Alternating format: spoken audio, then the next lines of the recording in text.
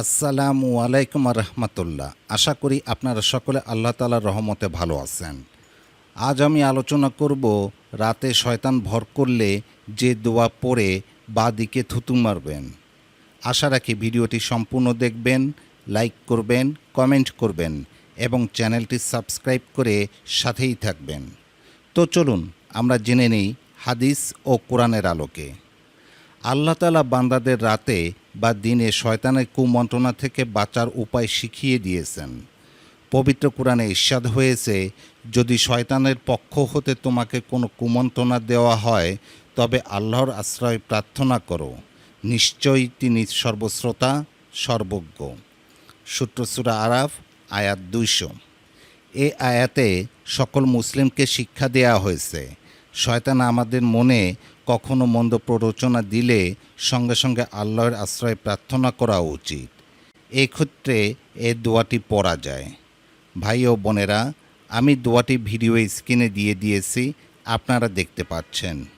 এই দোয়াটির অর্থ হলো, আমি মহান আল্লাহর কাছে, তার মহানুভব চেহারার কাছে, তার অনাদি অনন্ত কর্তৃত্বের কাছে বিতাড়িত শয়তান থেকে আশ্রয় চাই। হাদিসে এসেছে, যখন কেউ এই দোয়া পাঠ করে তখন শয়তান বলে, এই ব্যক্তি আজ সারা দিনের জন্য আমার অনিষ্ট হতে রক্ষা পেল।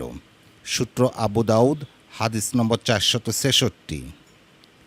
আর ঘুমের মধ্যে শয়তান ভয় দেখালে আউজুবিল্লাহি মিনাশ শাইতানির রাজিম, অর্থ বিতাড়িত শয়তান থেকে আল্লাহর কাছে আশ্রয় চাই।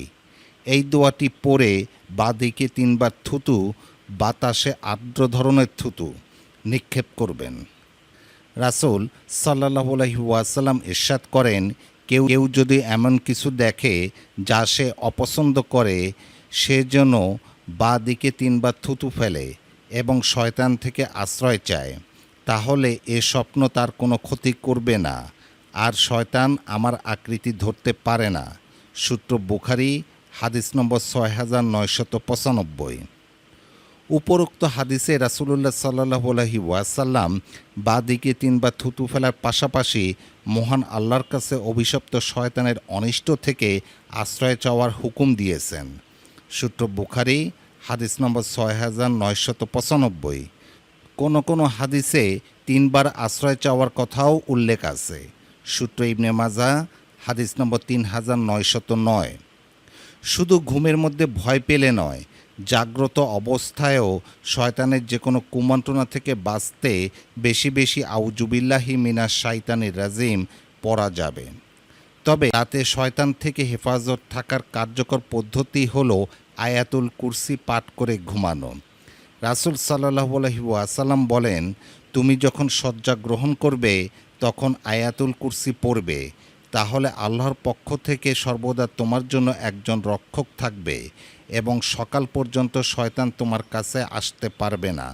সূত্র বুখারী, হাদিস নম্বর 2311। এছাড়াও ঘরকে শয়তানমুক্ত রাখতে ঘরে সূরা বাকারা পড়ার চর্চা থাকা উচিত। রাসূলুল্লাহ সাল্লাল্লাহু আলাইহি ওয়াসাল্লাম বলেছেন, তোমরা নিজেদের ঘরবাড়িগুলো আমল শূন্য রেখে কবরে পরিণত করো না। অবশ্যই যে বাড়িতে সূরা বাকারা পাঠ করা হয় সে বাড়ি থেকে শয়তান পলায়ন করে। সূত্র মুসলিম, হাদিস নম্বর 780।